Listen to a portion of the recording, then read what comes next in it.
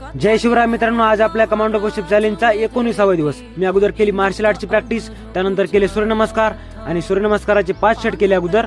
त्यानंतर double jumping jack आणि त्यानंतर डबल फ्रंट फ्लिप आणि बॅक फ्लिपची प्रॅक्टिस केली.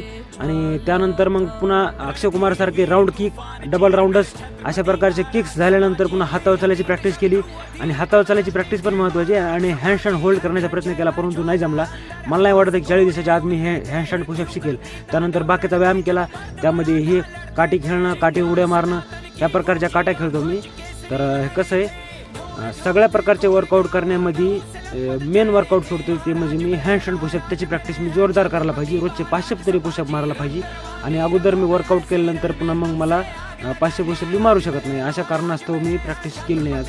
आणि आज मी हँडस्टँड होल्ड केला, त्यामध्ये सरळ पोझिशनला 5 मिनिट थांबलो आणि उलट पोझिशनला 5 मिनिट थांबलो.